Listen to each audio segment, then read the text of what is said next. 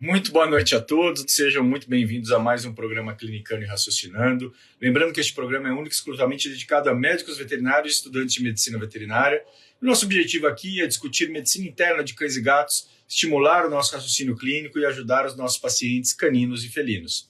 Eu sou o professor Paulo Ferian e, juntamente com a professora Helena, a professora Heloísa e a professora Carolina, componho a equipe da Raciocínio Clínico Veterinário Experts. Quem está acostumado aqui no programa Clinicando e Raciocinando, todas as segundas e quartas-feiras, 19 horas, hoje está vendo um cenário diferente, né? Porque estou na minha cidade, na casa de mamãe, na cidade de São Paulo. Acabei de chegar depois de uma longuíssima viagem de carro, mas estamos aqui, firme e forte, para fazer a nossa mentoria de hoje, a nossa live de hoje, discutir o caso clínico.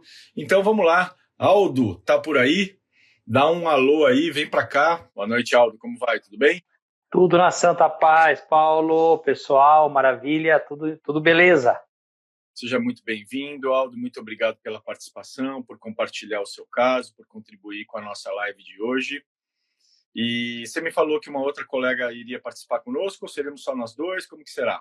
É a doutora Manuela, que é a gastro, né, que está participando, ela, na verdade, que me chamou para ajudar na questão da nutrição, mas, infelizmente, ela teve um compromisso e não pôde participar. Eu até liguei para o pessoal do apoio, dá para participar em 3? O pessoal falou, opa, dá sim, mas, infelizmente, ela não vai poder participar. Não tem problema não, Aldo. Aldo está falando de qual cidade mesmo? Na Morada do Sol, né? Araraquara. Então tá certo, Aldo. Então vamos lá, somos só nós dois. Novamente agradecer a tua participação. Vamos falar sobre o teu caso. Eu vi que você mandou um áudio agora no fim da tarde, mas seguinte, eu viajei o dia inteiro, saí de BH às 7h pouco da manhã para pegar a estrada para vir para Sampa. E imagina tudo que podia enroscar a viagem. Na saída de BH teve um acidente muito feio, demorei 2 horas para sair da cidade, chuva torrencial, depois para com o menino. Resumindo, faz meia hora que eu cheguei, foram quase 11 horas de viagem, cheguei agora, não consegui escutar teu áudio, não deu tempo, mas estamos aqui, firme e forte, para a gente poder fazer a nossa live. Então vamos dar uma revisada aí em todos os pontos. Eu vi o caso do Spitz, de 2 anos, mas o que veio, assim, veio muita informação de evolução. Eu queria saber um pouco do histórico desse paciente. Vamos lá do zero. Até quando que esse paciente é um Spitz de 2 anos de idade, era um cão normal? Como é que tudo isso começou e como é que tudo isso evoluiu? Conta para o pessoal, Aldo. Então, boa noite aí, pessoal. Na verdade, esse áudio é um resumão, né? Mas não perde nada, a gente vai conversar aqui. É um cachorro jovem, um cachorro tutores excelentes, muito bem cuidado, vacinas, vermífugos e tal, um cachorro de apartamento. E que já tinha o histórico, apesar de novinho, de uma certa irritação gastrointestinal, né? Eu até perguntei para a Manuela, eu estava confuso se ele já tinha tido uma pancreatite aguda no passado. E ela disse que não, mas ele vira e mexe, como dizia meu pai, ele reinava o intestino, né? Então ele estava sempre ele tinha, não chegava a ter crises, por exemplo, de diarreia, sempre comendo bastante, sempre com apetite legal, não tem sobrepeso, ele é inteiro, tá? É um Spitz, bem Spitz mesmo, um cachorrinho bem bonitinho, assim, bem de raça mesmo, né? Mas o que caracterizava, assim, essa questão intestinal? Ele vomitava? Vomitava. A característica era essa, ele não perdia o apetite, tá? Mas ele tinha episódios, até um termo bonito que eu esqueci, quando você tem eu anotei e perdi, depois você me ajuda a lembrar, que é quando você não controla o vômito. É um termo que eu não conhecia. Vômitos coercíveis. Exatamente, professor Paulo é uma biblioteca ambulante, né? É incrível esse homem. Depois eu vou anotar esse nome de novo, porque eu achei um nome interessante. E é exatamente, acho que isso ilustra o quadro, tá? É exatamente isso que você falou, nada parava no estômago desse cachorrinho, né? Só que o que acontece? Aí ele foi para a internação, né? Que a doutora Manuela falou, olha, nós vamos ter que internar, vamos ter que acompanhar isso via internação, tal. E aí começou a história dos exames, foi feito todos os exames, ele chegou até a laparoscopia, esse cachorro, tá? Tá. Foi feita a láparo, inclusive, muito ultrassom, os exames todos realizados aí, colonoscopia, endoscopia, foi feito tudo nele, tá? Laís tá perguntando, a Laís, nossa seguidora, está perguntando se em algum momento ele teve diarreia. Então, excelente pergunta. Não. Sempre vômito? Sempre vômito, não teve diarreia. A partir de quantos meses o vômito, Aldo? Como? A partir de quantos meses de idade ele já tinha vômito? Ele tem 2 aninhos, né? Ele com um pouco depois de 1 ano, ele já começou a ter episódios assim esporádicos de vômito. Então, um quadro evoluindo ao longo de 1 ano com vômitos intratáveis. Exatamente. Ele já tinha ido ao veterinário várias vezes, só que assim, esses episódios aí, que você colocou muito bem, eles eram episódios assim, que o tutor não chegava a ficar assustado, entendeu? Por quê? Porque ele não ficava prostrado, né? Ele tinha o vômito, ficava meio assim, já voltava a comer e passava. Tem uma pergunta boa aqui, vômito, regurgitação, eu vou falar sobre isso já, porque, bom, enfim. E aí, quando ele estava internado, que a Manu me chamou, a Manu falou, Aldo, eu preciso dar comida para esse bicho, né? Eu vou começar todo o protocolo, a gente não tem o diagnóstico, não sabe o que está acontecendo. E isso, ele tomando antiemético sem resposta. Eu até anotei, fiz uma colinha, ele tomou todos, tá? Serene, sim, tomou tudo, tá? E aí, como eu fui fazer a nutrição enteral, primeiramente, que não teve sucesso, porque colocamos a sonda, você colocava, fizemos a dietinha líquida, bonitinho tudo, e voltava. Só que eu não tinha acompanhado pessoalmente isso lá, né? Eu fui ver depois. Quando eu estive na internação, eu falei, eu acompanhei um episódio de regurgitação, não era vômito. Uhum. Tá? Eu falei, não, ele não tá vomitando, gente, ele tá regurgitando, né? Isso aí eu lembrei do curso do RCVETS, na mesma hora. E aí, não, realmente, aí, até então a gente não tinha ainda, porque acho que o ultrassom, não lembro se o ultrassom já tinha sido feito nesse momento, a paresia, né, gastrointestinal, o intestino dele, peristaltismo 0. Tá? Uhum. O trato digestório dele. Até então a gente não tinha essa informação. Então, na verdade, esse refluxo, esse retorno, essa regurgitação, simplesmente assim, algo que está entrando não segue à frente, não tem o peristaltismo, voltava. Sabe? Ele não fazia mímica do vômito, tá? Eu falei, olha, não vamos conseguir. Nós não vamos, por mais que a gente ministrava quantias pequenas, etc., não estava dando certo, tá? Uhum. Foi aí que eu propus a nutrição parenteral, tá? Conversei com o pessoal lá que eu tenho contato ali em São Paulo, do laboratório, que é um laboratório referência em humanos, inclusive, né? E aí nós fizemos infusão contínua, tudo bem calculadinho, nutrição parenteral, fiz a formulinha bonitinha e tal, ele começou a querer responder, né? Começou a querer responder como? Principalmente, ele já tinha a albumina bem baixa, a albumina começou a querer melhorar um pouquinho, e a gente percebia ele já um pouco mais disposto, menos prostrado, e é uma terapia cara, né? Uma bolsa dessa, para um cachorro de 5 quilos, 4,8 kg, é R$500 por dia praticamente. Tá? Tô vendo mega esôfago aqui, não tinha mega esôfago no exame nenhum, nada de mega esôfago. Bom, aí, o que acontece? Ele começou a responder... o pessoal está perguntando do mega esôfago, ele fez esofagograma com bário? Não. Não chegou a fazer? Com bário, não. Ele fez a endoscopia, fez raio-x, fez endoscopia, não foi detectado mega esôfago. Entendi. Mas assim, você viu acontecendo várias vezes. Então, o quadro ficou caracterizado mesmo como regurgitação. Foi. Em nenhum momento ele teve vômito com mímica. Mas ele, veja bem, muita calma nessa hora. O vômito com mímica tinha antes. Tinha antes. Tinha antes. Tá? Uhum. Depois é que cessou. E ele estava com dose de antiemético brutal. Tá? Bom, aí, deixa eu ver se eu não me perco aqui. Até anotei um monte de coisa, medicação, o pessoal for perguntando, tá tudo anotadinho aqui. Bom, aí ele começou a melhorar, geral, mas continuava esse quadro. Aí o pessoal já tinha feito endoscopia, já tinha feito tudo, ultrassom, um monte de coisa. Aí, bom, então vão abrir o bicho. Foi aí que o pessoal falou, ó, dá mais uns 2 dias de nutrição parenteral para ele estar mais fortinho e vamos para a Láparo. E na Láparo, o cirurgião disse assim, que não encontrou nada, corpo estranho a gente já tinha descartado, mas não tinha nada. Ele encontrou um pâncreas um pouquinho não muito bonito, tá?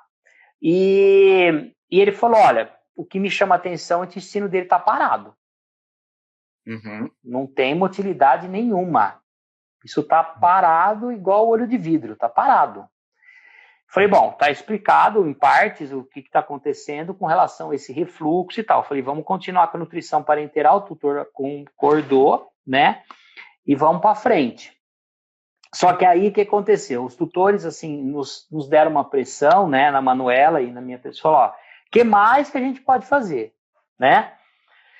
Falei, olha, com toda a ética, né, que mais que a gente pode fazer? Nós estamos aqui no interior de São Paulo, falou, tem o Alcare, que é uma referência como hospital e gastro, né, do professor Ricardo, lá em São Paulo. A Manuela tinha feito a pós-graduação dela ali, o professor Ricardo foi meu professor na FMU e tudo, eu falei, olha, é um centro de referência, né, com toda a humildade. E o pessoal aqui, super de boa, falou, não, a gente, da nossa parte, total apoio, vamos embora com ele para lá, porque realmente a internação, o ambulatório todo, exame, eu até te mandei, né? Você viu como é que o pessoal, né? Te mandei bastante coisa, como é que é, de meia hora tem um perfil total de tudo no detalhe e tal. E lá foi embora esse bicho para lá, ele já tá com 1 semana lá. Entendeu? Só que assim, evolução não muita, tá?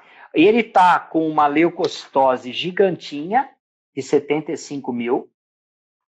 Essa leucocitose, ela já tinha batido 88, voltou para 75, ficou nisso. Teve um momento que a Manuela me lembrou um pouquinho antes de entrar na live, quando ela ministrou, deixa eu ver aqui a anotação minha, que baixou para, baixou para 35, ela ministrou uma vez só o metronidazol e baixou. Mas depois não fez mais, não sei por que razão, não concordaram em continuar e voltou a subir, tá? Hoje está em 77 ainda. Que mais? Bom, depois eu te falo, conforme você for perguntando, a quantidade de medicamento aí é uma coisa de louco. Bom, aí eu falei, vamos fazer o seguinte, vamos parar com a nutrição parenteral agora, e vamos arriscar, vamos tentar ver, porque ele tinha fome, sempre teve apetite. Eu falei, vamos dar uma comidinha para ele. Aí fiz as minhas engenhocas aqui, das minhas nutrições aqui naturais e tudo certinho, pensando, né, na situação dele, de uma enteropatia e tal. E ele está comendo. Ele está comendo. Porções, 6 porções ao dia, muito bem calculadinho, certinho. E começou a defecar. Começou a defecar com formato. Então eu fiquei super animado. Eu falei, ó, acho que o carro pegou no tranco. Porque o raciocínio tá defecando, tá, entre aspas, tá funcionando, né? E os episódios de regurgitação, etc., cessaram. E tem uma informação nova, que eu não tinha ela anotado, prestado atenção, de fato novo, com relação à terapia e tudo, é que eles, depois que ele foi para lá, eles passaram a ministrar o Plasil em infusão contínua. Uhum. Tá? Isso a gente não fazia aqui. Uhum. Eles estão com Plasil em infusão contínua, Ele está hidratadinho. Eu tomei cuidado com o valor de potássio, justamente para ajudar nessa questão do peristaltismo, que é um fator importante, tudo bonitinho. E ele tem uma trombocitopenia também, tá? E aí fizeram o exame para hemioparasita, por enquanto não está dando nada. Fizeram ELISA e a plaquetinha dele está em 125. Bom, aí é o seguinte, eu comecei a ficar animado, falei, vai dar certo. Só que o ultrassom agora mostra que continua sem muita evolução a questão da gastroparesia, quer dizer, o intestino continua parado. Uhum. Você entendeu? Entendi. Assim, o detalhe do pessoal lá, assim, eles falam, aqui a gente já é mais rústico, a gente fala, parou total, né? Dá a impressão que não tem mais nada. Não, lá tem algumas, tem partes do trato digestório que estão com algum movimento, tem partes que estão movimento nenhum, tá certo? E assim vai. É como uma estrada que está com um trecho bom, um trecho ruim e por aí, mais ou menos a ideia, tá? E aí nós estamos perdidinhos, sem diagnóstico, pensamos em linfangiectasia, mas não combina muito, exceto aí a questão da albumina, mas não tem, apresentou um pouquinho de líquido assim na cavidade, mas é muito pouquinho mesmo, não tem inflamação ali bom, enfim, pode até ser, não sei. E pancreatite, não sei também. Nós estamos aí. RCVET Help. Então vamos lá, Aldo. Vamos fazer o melhor possível, assim, lembrando que ele está internado num centro de referência com profissionais de extrema competência. O que a gente tenta aqui é baseado em alguns exames e etc., fazer um treino de raciocínio clínico. Evidentemente, deixar claro que eu não quero de maneira alguma interferir ou palpitar na conduta de qualquer colega que seja, tá? Não, tranquilo, é isso aí. Tenho certeza que ele está muito bem suprido lá. Eu só quero entender, muita coisa para mim ficou nebuloso na evolução. Eu preciso de uma linearidade para conseguir entender melhor, tá? Tá. O quadro começa com vômito, correto? Primeiro ponto. Certíssimo. Vômito mesmo, com mímica. Isso foi visto e documentado. É isso? Corretamente, no início sim. No início sim. Depois, aparentemente, o quadro se tornou mais de regurgitação. Essa regurgitação dele não tinha relação, ele consegue deglutir, correto? Ele engole bem o alimento. Numa boa. Eu até ia te mandar um vídeo lá para o pessoal do apoio, acabei bobeando de mostrar ele comendo, ele come assim com amor no coração. Como se não houvesse amanhã. Como se não tivesse amanhã. Isso aí. Perfeito. Tá. Aí ele interna e começa uma investigação com vocês. Aí, em Araraquara, ainda no começo do quadro, quais alterações hematológicas ele apresentava? Porque eu vi alterações hematológicas nesse última abordagem que você mandou. Mas no início do quadro, tinha alguma alteração bioquímica e hematológica? Ureia, create, tudo normal, FA, as enzimas, os valores ali hepáticos de boa, tá? Aqui ele já apresentava um hematócrito baixo, já bem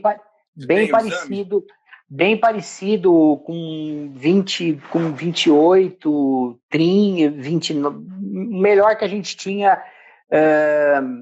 20, alguma coisa assim, baixo. Tá. E a leucocitose, ela já existia? Com força total. Ele saiu daqui com Desde ela. O início? Desde o início. Ela bateu o recorde olímpico de 88 milhões. Mil. Milhões não. 88 mil, desculpa.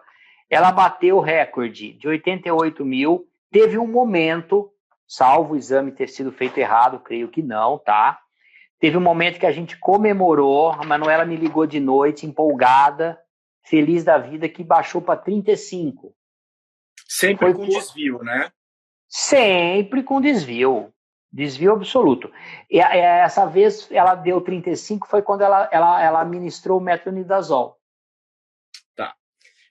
Então vamos lá. Então é um paciente que tem vômito, regurgitação, mas desde o início ele apresenta um componente de anemia e leucocitose desviada importante. Ponto. Com certeza. Correto. Sempre. Corretíssimo. Sempre. Tá, agora vamos lá. Abordagem em Araraquara. Quais tratamentos foram feitos? Aí é colinha, hein? Aí é colinha. Só lê para eu ter uma ideia. Calma. Peraí. Cefalexina. Eu já falei que foi só uma vez que fez lá o metronidazol, tá? Uma importante aqui. Antes dele ser internado, um outro colega tinha medicado com trisulfim, melhorou, piorou. Tá. Então, sulfa... Tá? Lá atrás. Perfeito. Isso. Muita calma nessa hora. Prednisona. Quanto tempo de prednisona foi feito? Ele está com prednisona desde que o mundo começou. Esses hemogramas foram sempre tomando prednisona? Sempre. Provavelmente, né? Que dose de prednisona? E agora você me apertou. Tudo bem. Sem abraçar. Deve ser de 1 a 2 miligramas quilo, né? Provavelmente. Então, mas ela não melhora o quadro dele, aparentemente, né? Não melhora. Estou tentando achar os outros... Peraí, só um minuto. Eu anotei aqui. Aqui foi ministrado amoxi também. Quarto antibiótico, tá. Tá. Agora, lá em São Paulo, eritromicina, aí vem um calhamaço de coisa. Tem cetamina, famotidina, tá com metronidazol de novo, pelo que eu peguei aqui agora. Domperidona, eritromicina já falei, cetamina, tô falando tudo, tá? É isso. Tá. Perfeito. Reticulócitos, Aldo, alguma contagem? Reticulócito, eu tinha anotado isso, viu? Nossa, eu mandei aí, mas eu não tô com ele aqui. Eu não consigo olhar aqui. Não tinha. Não tinha? Que eu me lembre, não, mas tudo bem. Eu acho que se houvesse uma reticulocitose importante, provavelmente você lembraria, né? Seria algo assim, bem evidente. Me parece que não tinha, né? Não. Eu não tô, eu tinha, puxa, que tá no celular, eu não consigo ver. Mas eu tinha o exame com isso. Tá bom. Vamos nessa? Vamos. Então, pessoal, o pessoal tá jogando um monte de pergunta aí. É que é complicado mesmo o caso, pessoal. Olha só.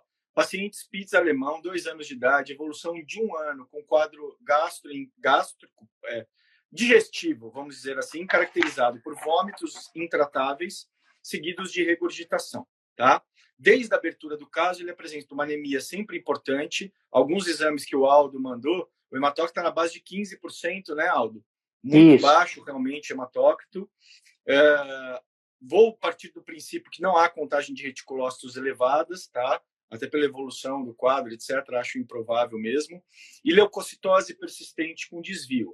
Tá? O paciente tem fome, peso dele, ele vem perdendo ou tá ok? Olha, eu até achei que ele estava, falei, se ele não está retendo líquido e tal, ele não perde peso. Não perde peso.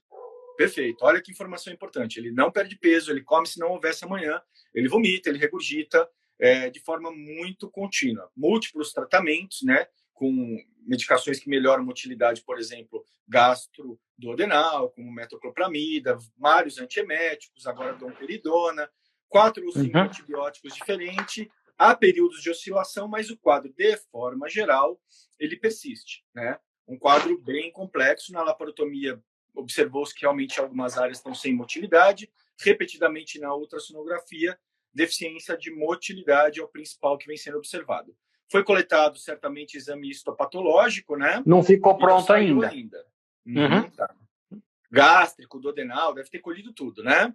Sem dúvida. Endoscopia não deve ter mostrado nada macroscópico muito importante, né? Não, não, não, não, não. Ela cita aqui uma gastrite muito leve a moderada, edema de mucosa que ela cita aqui que nada assim muito, sabe, muito importante, nada assim, nada de diferente, assim, de muito diferente, só, nada mais. Ok. Então, eu vou colocar vários panoramas com base nas informações que eu tenho até agora. Tá? O pessoal está falando um monte de coisa aí. Hiperadreno, o animal novo, ele não tem clínica de hiperadreno. Hipoadreno, o pessoal perguntando, hipoadreno tomando prédia esse tempo todo, sem alteração eletrolítica também, a gente pode descartar. Tá? Vamos que vamos. Vamos pensar, Aldo, na primeira hipótese, vamos supor que o quadro dele fosse único e exclusivamente digestivo. Tá? Não acho que seja, mas vamos pensar que se fosse só digestivo. Na maior parte dos casos, pacientes, pelo menos na minha experiência, que eu tenho jovens, que têm um quadro de vômito muito constante, têm muita fome, não perdem peso, evidentemente que a gente suspeita inicialmente, principalmente, de gastrite inespecífica crônica. A gastrite eosinofílica, normalmente ligado a alguma intolerância, alergia alimentar, tá? Eu já trouxe até, não sei se você discutiu esse caso com a gente, o caso do João, o Yorkshire, que eu acompanhei. Tem um Coton de Tuleá, que eu acompanho também, o Karenin, com o mesmo quadro. O Karenin vomitava há mais de ano, todos os dias, 5, 7 vezes por dia. E o exame histopatológico mostrou um componente eosinofílico importante, mas imediatamente ele respondeu ao corticoide dieta. Imediatamente. O que a gente não observa nesse paciente. Então, é muito improvável que ele tivesse um quadro de gastrite inespecífica. Quando estou falando, pessoal, dessa gastrite inespecífica, é um quadro que, digamos assim, a gente chama genericamente, num termo guarda-chuva, de doença intestinal inflamatória. São processos inflamatórios que acometem a parede do tubo digestivo, tá? Sem causa conhecida. Na maioria das vezes envolve intestino delgado, mas pode envolver só estômago, pode envolver estômago e intestino delgado, pode envolver só cólon, mas a gente tem o quadro só de gastrite, tá? E a gente chama esse quadro genericamente de gastrite inespecífica, tá? Que é uma doença intestinal inflamatória no estômago. É comum em animal jovem com componente alérgico eosinofílico, responde muito bem a corticoide e dieta. Esses 2 pacientes que eu tenho, começou a corticoide, foi igual tirar com a mão. Não é o que a gente está observando nesse paciente, tá? E nem tampouco essa questão da dismotilidade, tá? Quando a gente fala em dismotilidade, né, nessa falta de peristaltismo, a gente começaria a pensar aí numa coisa diferente. Por exemplo, num distúrbio autonômico. Tá? Qual distúrbio autonômico poderia levar a um quadro de paresia do tubo digestivo? Por exemplo, a desautonomia. No felino, ela é muito bem documentada, é a síndrome de Key-Gaskell.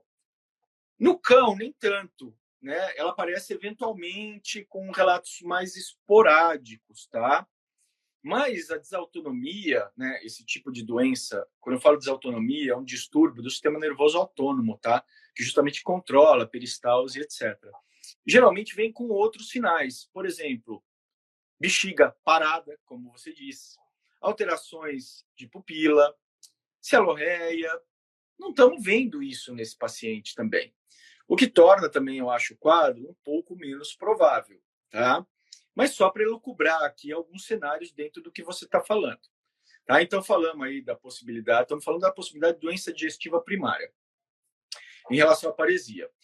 Outra coisa, num componente de regurgitação importante, embora a endoscopia seja um exame valioso, eu sempre acho muito importante fazer o esofagograma, fazer o contraste. Tá? A endoscopia eu acho um pouco... Eu prefiro complementar. Mas nesse caso, especificamente, dada a complexidade, está com os especialistas da gastro, né? É lógico, o pessoal considera tudo isso. Mas eu acho que, de repente, se a questão de motilidade parece tão evidente, tá? Fazer uma fluoroscopia talvez pudesse ajudar a avaliar esse trânsito. Por exemplo, a gente tem, às vezes, distúrbios de dismotilidade segmentar no esôfago, tá? Que a fluoroscopia pode mostrar. Só estou dando ideias aqui, assim, já que é a questão da motilidade. Mas agora eu vou romper com tudo isso que eu falei, porque um paciente que tem um hematócrito de 15% e uma leucocitose de 88.000, não me parece ter um quadro apenas digestivo, porque tudo isso que eu falei, são doenças primárias do tubo digestivo que não cursam com essas alterações hematológicas. Cansado de ver doença intestinal inflamatória crônica, assim, de longo termo, animal grave, tá? A gente não espera essa leucocitose desviada, não espera essa anemia. Ele está comendo bem, não tem, assim, de onde está vindo essa anemia? De onde está vindo essa anemia? Exato. Então, eu acho que muita ênfase está se dando ao quadro digestivo, não estou falando que está errado, mas Concordo. o quadro hematológico, anêmico e de leucocitose, eu não posso ignorar, ele chama muito a minha atenção. Com Essa certeza. leucocitose com desvio está absurda. 88 Absurda. Mil. O último exame estava 7,7, com 3.000 bastonetes. Isso mesmo. Então, eu vou colocar alguns cenários. Eu tenho um paciente atualmente, que também eu estou nessa mesma batalha, tá? Eu tinha retorno com ele ontem, inclusive ele não pôde ir, um shih tzuzinho também com 1 ano de evolução, poliartrite, emagrecimento, leucocitose persistente e de origem totalmente obscura. Bom, o que eu consideraria com essa leucocitose desviada? Primeira coisa que eu faço é procurar foco séptico, tá? Ele já fez ultrassom, já fez raio-x, está tudo ok, não tem foco séptico. O terceiro foco séptico que eu procuro normalmente nesses casos é válvula cardíaca, tá? Para procurar aí um foco que possa estar espalhando bactéria pelo corpo. Eu estou dizendo que nesse caso é improvável, porque o sistêmico dele parece muito bom. Mas eu acho que é uma coisa que eu sempre procuro nessa ordem quando eu tenho uma leucocitose desviada de origem inexplicável. Bom, dito isso, hemocultura. Sempre faço hemocultura. Esse paciente que eu estou contando para vocês cresceu streptococcus na hemocultura. Tá? Tem um protocolo certinho de coleta de hemocultura. Acho que vale a pena pensar nessa possibilidade. Perfeito. Quando o animal é velho, eu penso também em leucemia mieloide crônica. Tá? A leucemia de neutrófilos ela é extremamente rara, mas muito, muito rara. Num animal de 2 anos, nossa, seria o caso do milhão. Então, e assim, acho pouco provável. E assim, o diagnóstico da leucemia mielógena, que é de neutrófilos, né, crônica, é um diagnóstico de exclusão, porque você não tem nenhum exame específico. Não aguda, tá? Aguda é mais fácil de fazer marcações, etc. A crônica é um pepino. E terceiro, tá? Então perceba que eu falei da hemocultura, falei da leucemia mieloide crônica. E terceiro, um agente que é muito esquecido e que causa uma leucocitose, às vezes, de até 200.000 leucócitos. Sabe quem? Hepatosum. Tá? Olha! Vou anotar aqui. Assim, todos os casos que eu investiguei, bati na trave e deu negativo. Mas não pode esquecer do hepatosum em um paciente que tem essa leucocitose inexplicável. PCR para hepatosum. Já anotei. Eu acho que são caminhos que têm que ser passados, percorridos, sabe? Tá. E então eu acho que em relação à leucocitose, da anemia, eu acho fundamental que a gente certifique essa questão da falta de regeneração. E nesse contexto, com esse quadro hematológico, eu acho que pode ser valiosa um mielograma, tá? Porque assim, ele está com anemia inexplicável e leucocitose inexplicável. A Mara pergunta quanto tempo sem antibiótico para fazer hemocultura. Mara, salvo engano, 7 a 10 dias. Salvo engano. Tá? PCR de sangue total, Laís. PCR de sangue total, exatamente. Tá?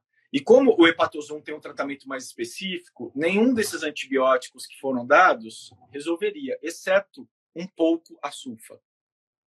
Tá? Então, o pessoal está perguntando das dores musculares. Sim, existem outros sintomas do hepatosum. Mas, pessoal, biologia, doença não lê livro, né? Então, quando a gente tem um quadro assim de difícil diagnóstico inexplicado, a gente tem que considerar todas as possibilidades, porque as doenças se manifestam de forma atípica, tá? Sim. Então, eu acho que vale a pena essa abordagem. Hemocultura, hepatosum PCR e mielograma. certificando Anotado. que foi feito o reticulócito, tá? Para Eu vou realmente ter verificar. certeza que essa anemia é arregenerativa.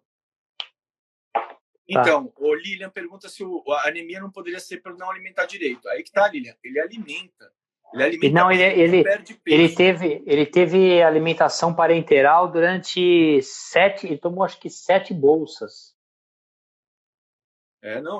Não justifica a anemia. Pessoal, anemia para... olha, todo mundo já atendeu animal caquético aqui. O animal não faz anemia de 15% por nutrição, assim, à toa, assim. Principalmente mantendo o peso. Ele está com o peso inicial igual. Ele não Tá. está desnutrido. Não, Né? não. Essa parte a gente cobriu bem. Inclusive, a gente avaliou cálcio, fósforo, potássio, que eu estava preocupado. Estava tudo bonitinho. Não, ele nutrido ele tá. Por incrível que pareça. Tá. E aí, olha, eu acho que do ponto de vista digestivo, se o foco que vocês estão falando é a questão da motilidade, eu acho que uma fluoroscopia, um trânsito visto nesse aspecto, poderia ajudar. Eu sei que eles fazem muito, eu estou em contato muito direto com o Tiagão, né, o meu amigo Tiago e a Lívia, que estão lá em Tufts, e ele faz com frequência, ele me manda os exames. Recentemente eu fiz de uma paciente minha, uma fluoro, ela tinha uma regurgitação. E a endoscopia não foi tão esclarecedora. E o esofagograma estava normal. Na fluoro, deu para ver certinho. Depois, se quiser, eu te mando esse vídeo. O alimento ficando retido no terço proximal do esôfago e depois voltando. Tá? Entendi. Então, assim, eu acho que, de repente, já que o caso está tão complicado assim, e vocês estão vendo essas questões de motilidade, de repente é uma maneira de avaliar também. Não sei, mas eu volto a dizer, acho tão difícil que um quadro digestivo causasse esse problema hematológico.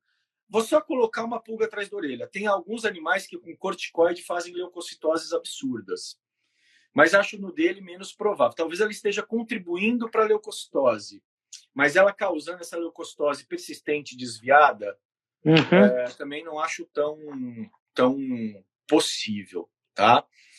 O pessoal está perguntando de megaesôfago, a gente colocou essa possibilidade, mas o megaesôfago, a única maneira que ele explicaria isso seria se ele tivesse aspirado fazendo pneumonia e com leucocitose por conta disso. Mas ele teria clínica de pneumonia, né? Não, Agora, tá de boa. eu acho que, assim, com regurgitação profusa, eu sempre me sinto mais à vontade fazendo um esofagograma, pelo sim, pelo não. A fluoroscopia já resolve. Né? Resolve bem também para a gente ver isso, esse trânsito aí, de repente, não sei se o pessoal tem o recurso. Volto a dizer, colegas, assim, eu estou dando uma mentoria aqui, né? Eu não estou de maneira alguma querendo palpitar no caso que os colegas que têm muito mais gabaritados do que eu na gastroenterologia estão conduzindo, por favor, tá? Sei o professor Ricardo é um expert na área, super competente, super famoso, tá? E sei que eles estão conduzindo o caso da melhor forma possível. A gente faz aqui um trabalho acadêmico, didático, né? Com certeza. Para poder discutir. Não, mas muita coisa interessante que a gente não tinha, eu pelo menos não tinha ouvido falar, né? É bom considerar tudo isso, com certeza. Tá todo mundo aberto aí para, né, para a gente somar. Entendeu? Isso Agora, mesmo. E sempre existe a possibilidade de ter mais de um quadro junto, né?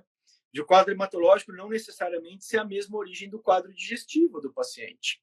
Sabe-se lá.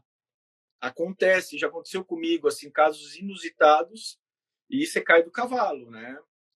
Que nem fazer um mielograma e achar leishmania e Ehrlichia no mesmo mielograma e o animal tendo tomado um mês de doxiciclina. Sabe essas coisas inesperadas, assim? Né? Sim. Ontem, na nossa mentoria, eu não posso contar o diagnóstico, porque o caso ainda vai sair essa semana, mas quem estava lá ontem, né? Sim, com certeza. De um animal com calazar, que teve uma doença completamente diferente no curso do tratamento do calazar. Assim, completamente diferente, uma outra doença grave, importante. Então, a gente tem que considerar todos esses cenários. Eu acho que a grande vantagem no caso é que o animal não tem sinais de alerta, né? Ele está bem disposto, ele não perde peso, ele continua alimentando bem. Então, não, a gente colocou, nós estamos colocando ele para dar umas voltinhas aqui, lá eles estão também, para ajudar um pouco na motilidade. Ele anda, ele brinca, ele as meninas da enfermaria fica tudo, porque ele é muito bonitinho, né? Então, ele virou xodó, porque ele reage, assim, ele brinca, você fala, meu, não é possível um negócio desse, entendeu? É bem sinistro a coisa. Eu confesso, não é fácil. Esse caso que eu tenho 2 casos de leucocitose obscura. Esse paciente que eu estou acompanhando atualmente, tá? Que assim, ele começou em outubro do ano passado, já passou de 1 ano, ele está comigo há alguns meses, só que ele perdeu muito peso, ele fez poliartrite, ele tem uma leucocitose inexplicável, e eu estou acompanhando. Eu consegui isolar um agente na hemocultura, mas não tenho certeza se esse agente é o culpado.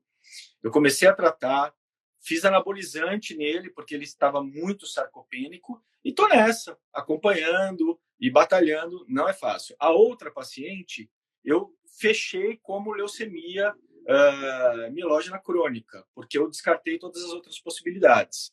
E a dona falou, não quero tratar, a gente vai ficar acompanhando. E ela vai bem, né, também. Ela faz anemias graves também. Então é isso. Eu acho que se eu posso contribuir de alguma forma, o pessoal perguntou muita coisa. A Janete não tem alteração fecal. Em momento nenhum ele teve diarreia. Tá? Vocês desculpem, eu não consegui, porque estava num raciocínio mais corrido aqui e consegui responder todas as outras perguntas, tá? Mas é um quadro que a gente não tem todas as respostas. A gente ainda vai ter que ter mais informação. Mas eu vou manter informado todos aqui do grupo, né? Todo mundo também. Assim que eu tiver informação, como é que termina tudo isso, eu vou avisar, com certeza. Vamos ver como é que a coisa, né, caminha, né? A Vete Arraial do Cabo pergunta da válvula cardíaca. Aqui eu não acho que seja o caso dele, Vete Arraial do Cabo, mas eu só estou dizendo que toda vez que eu atendo um paciente com leucocitose obscura, eu procuro foco séptico em abdômen, tórax e válvula cardíaca. Em geral, vai ter sopro no exame físico, tá? Porque se tiver uma endocardite, ela fica cuspindo bactéria para o organismo, né? Mara, o hepatosum causa anemia do tipo regenerativa? Mara, não se atende hepatosum todo dia, tá? Mas, assim, realmente não me recordo dele causar quadro hemolítico ou hemorragia. Não acho que seja regenerativo, tá? Mas isso eu dou uma conferida. Mas, certamente, hemólise importante ele não causa. E outra, certamente o quadro desse paciente não é hemolítico, né? Com esse tempo de evolução, sem icterícia, né? Acho que a anemia dele vai ser regenerativa mesmo, tá? Uhum. Xoxô pergunta, boca seria um foco séptico? Nunca com essa leucocitose, Xoxô. Nunca. Nunca vai dar. Se você ver a boca do meu cachorro, tem até vergonha. Tá? Mas não tem um leucócito alterado. Tá? Se der para fazer, então, esses exames, Aldo, mielograma, PCR, hemocultura, talvez eles agreguem do ponto de vista digestivo. Vamos ver o que eles vão chegar à conclusão, se acham que realmente um trânsito intestinal ou uma fluoroscopia é útil, tá, para ver desmotilidade. Mas você me conta.